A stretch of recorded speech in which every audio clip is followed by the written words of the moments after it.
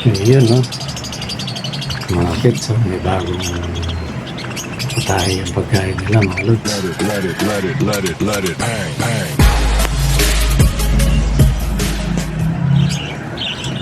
Gandang umaga, mga lodi, mga lods. Ayan, dito na naman tayo. Pakain tayo ng mga kids natin. At kung mapapansin nyo, parang type na type nila yung kinakain nila. Yan po, mga lods, yung formula natin sa kanila na nagiging paborito nila. Bagamat hindi ito, mga lods, hindi ito araw-araw. Ano lang to, bihira, mga lods. Minsan, 2 araw bago sila lagyan ng ganyan. Ayan, mga lods, so, naggulay kami kagabi. Ngayon, mga lods, hindi ko tinatapon yan. Gustong-gusto ng ano yan, kahit tuyong-tuyo na yan, mga lods. Pag sariwa pang ganyan, may laman-laman yan. Gustong-gusto nila yan. Parang kinukot-kot. Pag tuyong-tuyo na, ano pa rin, parang taglapay pa rin nilang kinagat-kagat yan, mga lods. Kaya, minsan, mapapansin mo sa mga vlog ko, may mga ganyan. Ano naman yan, abusal ng mais yan. So, delikado yung kahit ano. Yan, pag pumagal, natutuyo.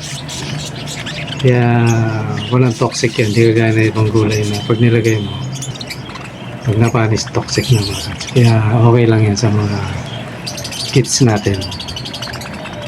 Tapos ito naman, mga lods, itong formula natin na dahil sa mga morning tap natin, na-discover natin. Nakabili si Mrs. ng pipino.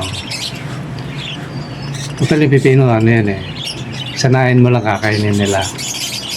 Ngayon ang ginawa ko, dati binibigay ko yan, yung hiwa-hiwa na bilog-bilog.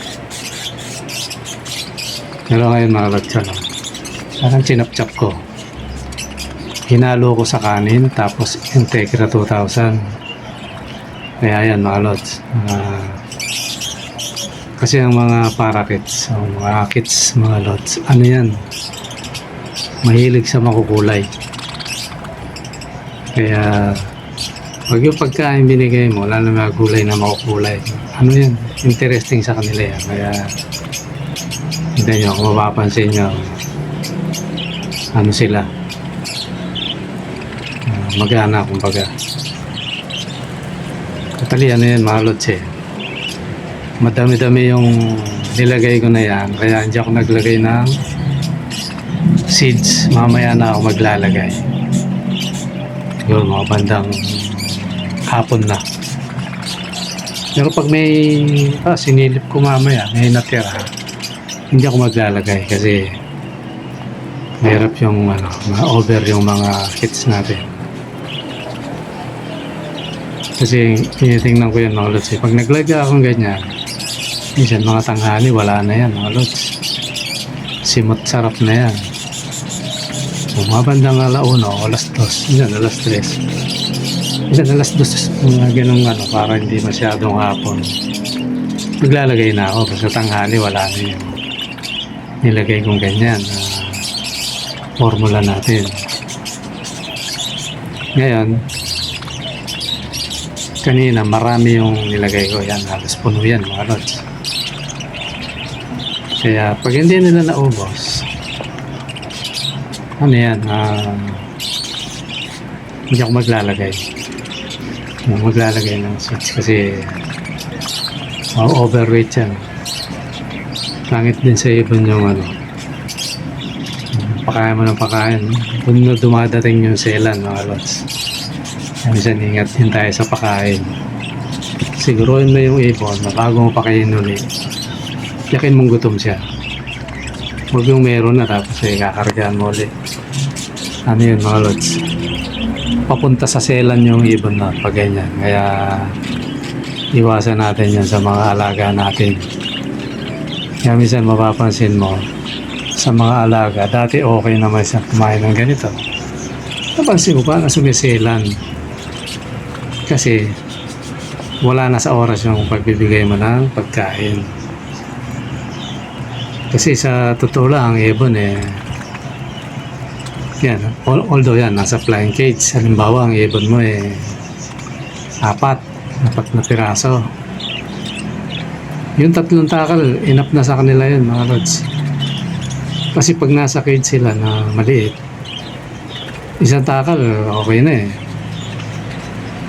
Maganda kasi yung medyo napipitin yung ibon. Kasi huwag mo lang sobrang gutumin. Kesa yung nasosobrahan siya, mga lods.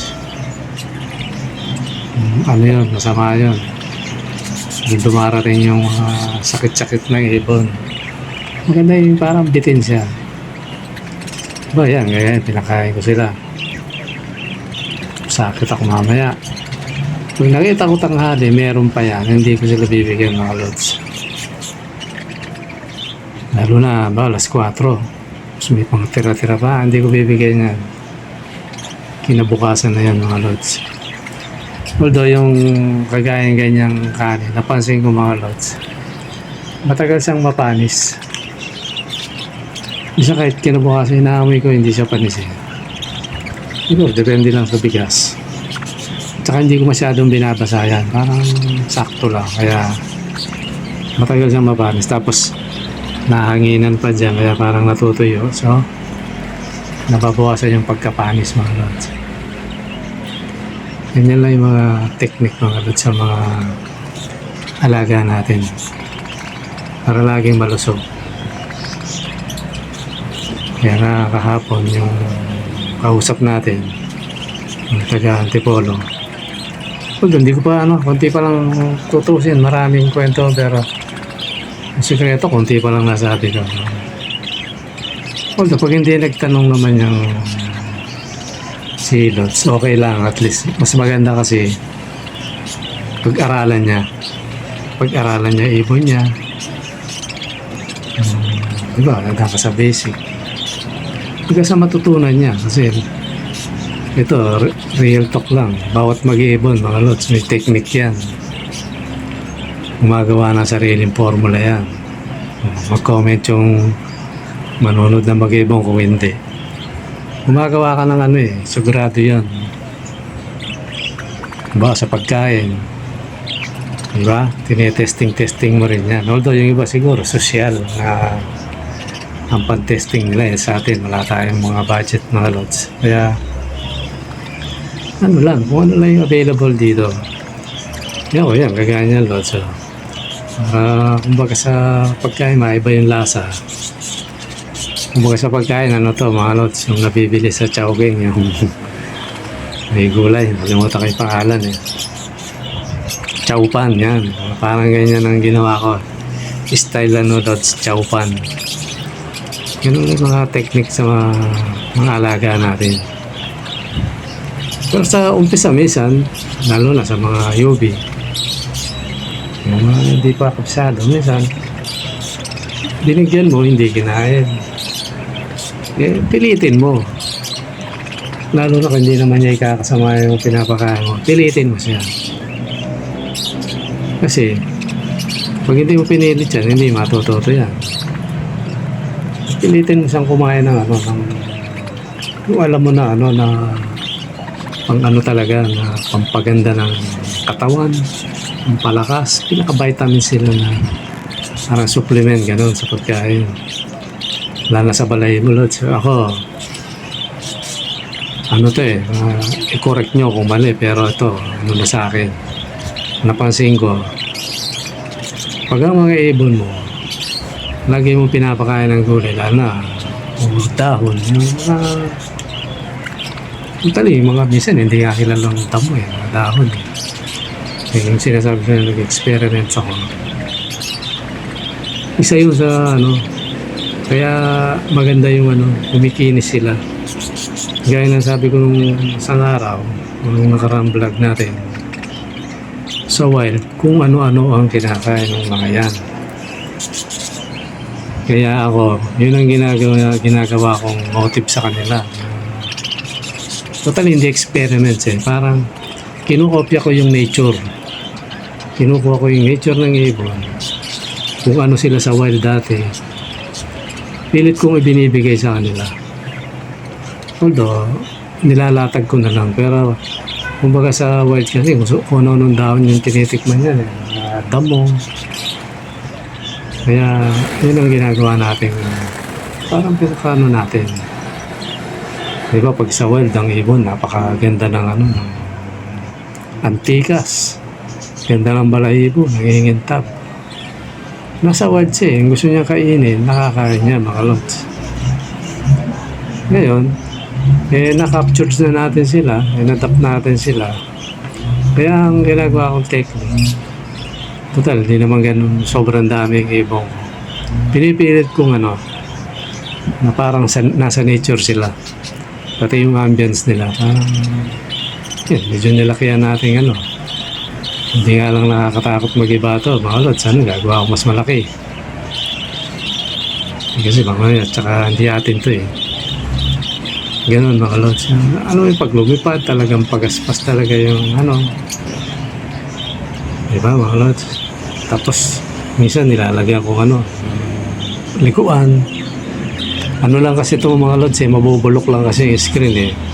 Kasi ako lods, hindi na itatanong, marunong akong gumawa ng ano, ng iba yung pakainan nila, yung banga, pinakapaso.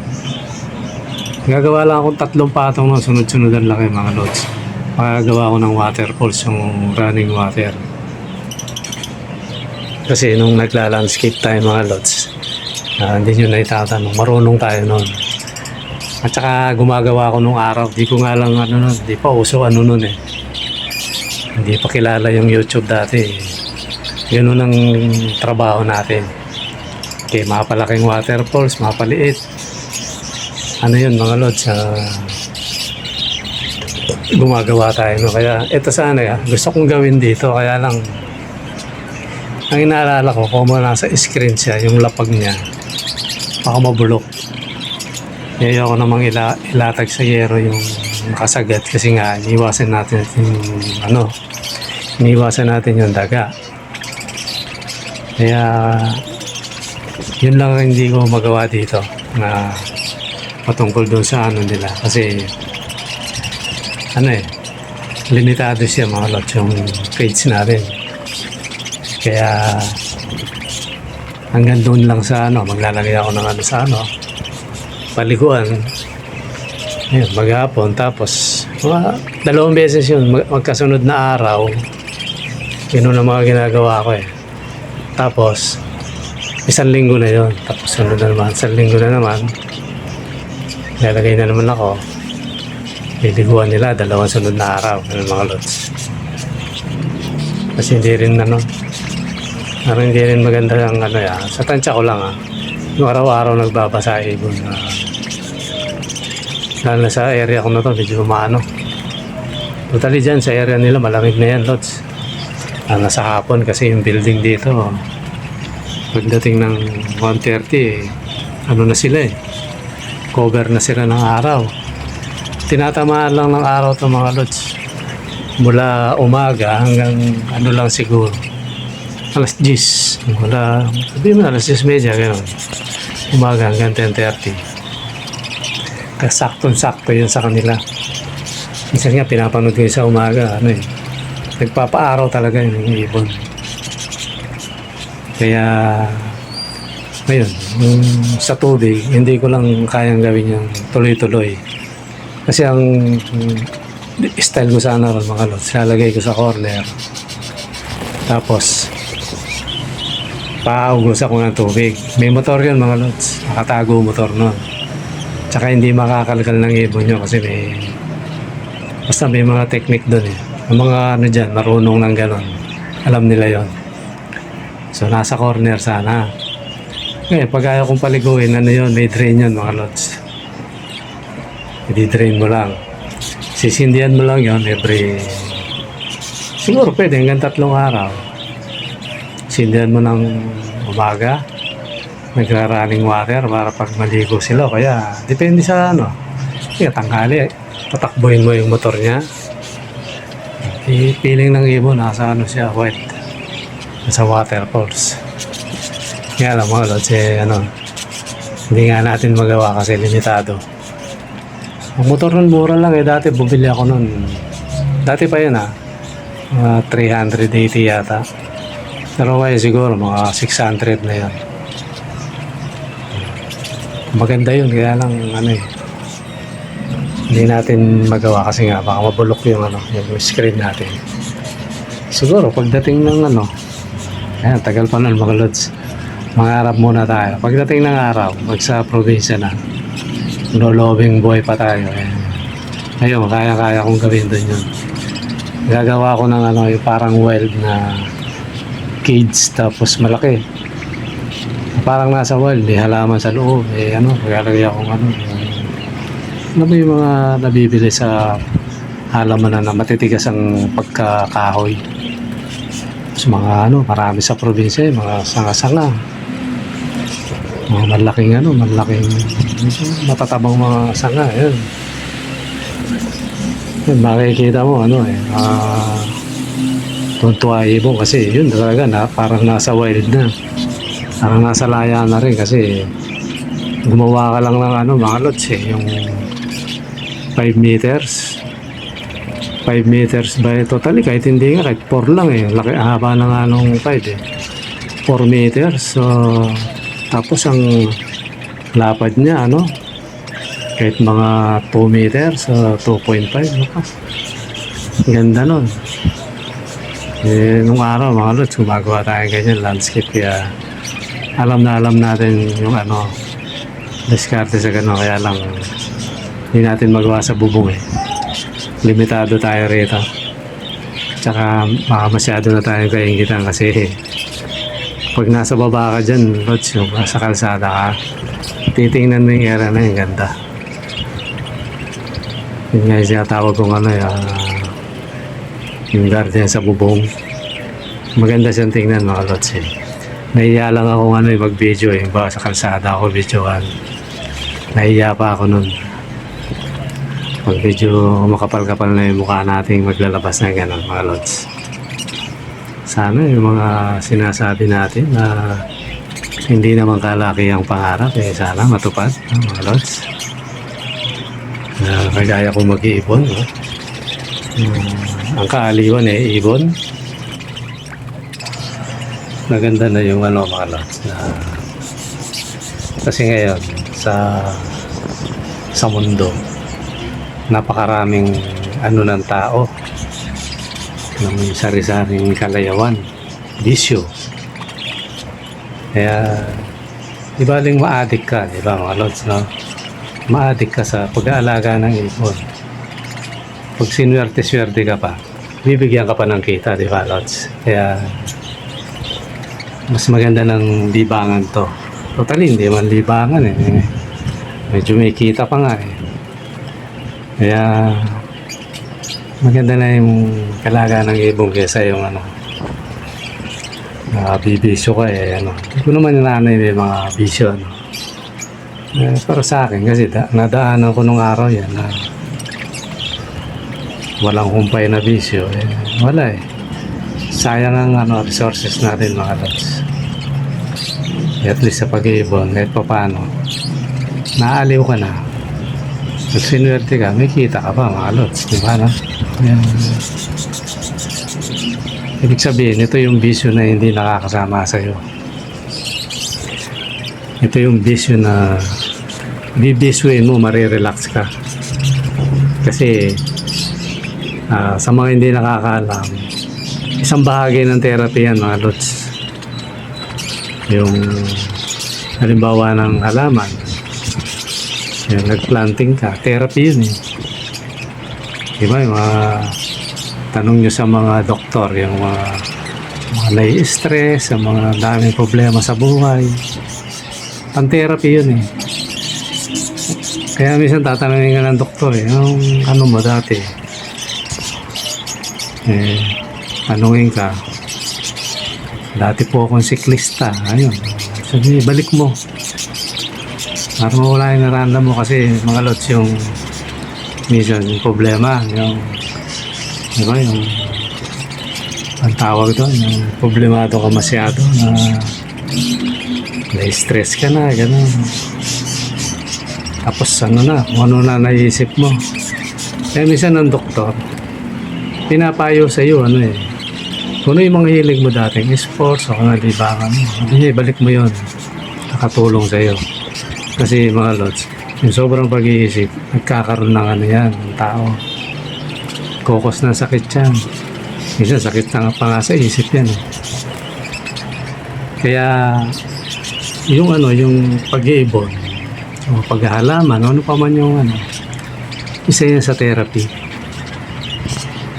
Wala lamang eksaktong ano, salita ron, pero dati na ano ko yan sa website eh. Ano yan, ite-therapy ka niyan na nare-relax ka. Kasi ang nerves natin, yung utak natin, pag nakakalma yan, ayun, nawawala yung mga kung ano man yung isipin. Minsan sasakit nga eh, mga lods eh. Yung literal na sakit. Yan ang tingnan nyo, yung mga may mga sakit. Niyadala sa park. Di ba? Niyadala sa park yan eh. Bakit? Isang klase pa ng therapy yun. Bukod sa pinapahangin, therapy yun mga lods. Kasi yung utak natin, pag napupulot kasi, lalo kang nagkakasakit. Kaya minsan, ang doktor na sabi, dalhin nyo sa ganitong lugar. Lalo yung mayaman, dalhin mo sa Tagaytay, dalhin mo sa ganyan. Yung tahimik, yung marami siyang makikitang magagandang tanawin. Therapy yun mga lods. Di ba? Tayo, ang bisyo natin, ibon. Aba, may libangan ka, may therapy ka pa. At pag sinuwerte, may kita ka pa, di ba mga lods? Kaya, kung ako tatanungin nyo, paano man yung hilig natin sa buhay na hindi nakakasakit ng kapwa, ituloy natin kasi lalo na to, itong linya natin, pag-iibon. Malay mo, balang araw, di ba? Lulubog ang kumpuan, di ba mga lods? Ganun lang yan mga lods. Kaysa bumisyo ang nakakasira sa katawan, ito na. Bibigyan ka pa ng kita. Mga kaibigan, napapansin ko, dumadami yung mga friendster ko dito eh. Kaya maganda to mga lods. Kaysa yung disyuhin natin mga pangit na disyo. Dito tayo. Kung ano man yung hilig mo, isda, halaman. Maganda yung nakaka-relax. Kita ka pa. Papansin nyo, marami akong halaman, marami akong ilong. So kahit nasa bahay ka lang, nasa bubong ka lang, nare-relax ka. Diba mga lods? Hindi ka nababagot. Hindi kaya mo pag naburyong na, wala na. Pag nasa bahay na, buryong na. Tayo hindi mga lods.